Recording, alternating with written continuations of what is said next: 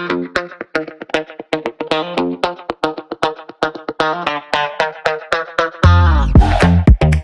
no, the red hat it was an accident, and a lot of people ask for the story of the red hat because obviously I if you've seen me anywhere, it doesn't even matter where it's at. If I'm at home, I'm wearing the red hat. If I go to the store, I'm wearing the red hat. If I go to a conference, I'm wearing the red hat. No matter where I'm at, I'm wearing the red in the shower. I wear the red hat, so it never comes off. I think it might be surgically implanted, but no, it was an accident.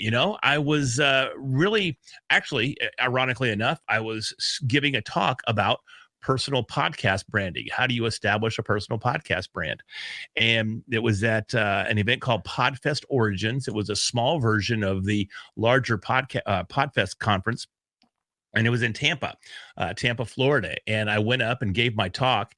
And what I did for this particular conference is because, I mean, if we look at the demographics of podcasting, a lot of your podcasters are a younger demographic.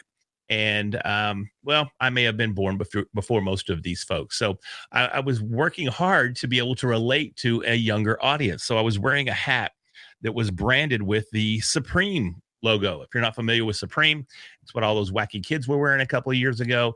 It's just a red, everything they have is red. And then in big, bold font, it just says Supreme. And typically it's a high dollar type brand. One example, I mean, the hat was a little over $100 is what I spent on a ball cap, right?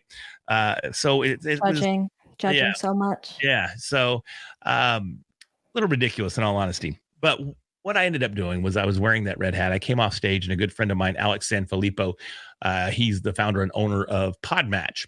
And we give each other a hard time whenever we come off stage. It's just in fun. It's just what we do.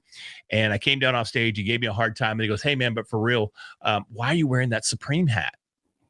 And I told him it's just I was trying to relate to a younger audience and kind of look cool, whatever it may be.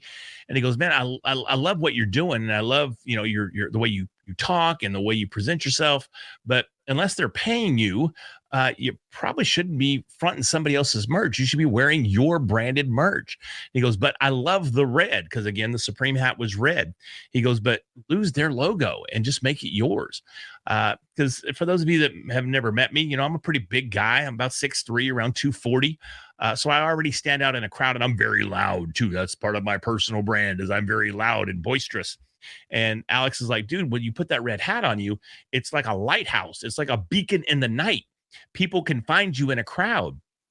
And so to me, it made sense. So I went home and I took that Supreme hat off, tossed it to the side, and I went on Amazon and I bought me a $6. I think they're about 13 now, but they were $6 at the time, a $6 unbranded flat bill red hat. And I started wearing that going forward. And it was literally no time before I started seeing some of the benefits of having that recognizable red hat. I travel all over the country, attend just about every podcast conference there is, typically speak at each of these conferences. So I do get some exposure at the events, but people started recognizing me as the red hat guy. And it really resonated. This event that I talked about where the red hat was born was in November. And the following March, I went to Bitcoin Miami, which obviously it's in Miami, Florida. It's a Bitcoin event. It's the largest Bitcoin conference in the world. Roughly 35,000 people were in attendance at this event. And over the course of the 3 days, multiple people found me in that sea of 35,000 people and came up to me and said, "Oh, you're the podcast guy. I've got a podcast question." So that just really drove home the power of having that brand, having that recognizable element to me and what I do. People see me on stage, but they didn't necessarily remember my name, which that's something I need to work on, but they definitely remembered the hat. So even though they didn't know my name, I had this recognizable element that transcended just being a red hat. They knew that the guy under the red hat had this very strong personal brand in the podcasting space. So they knew that if they found the red hat guy, they could get all their podcast questions answered. So that was a bit of a foundational element to my own personal brand.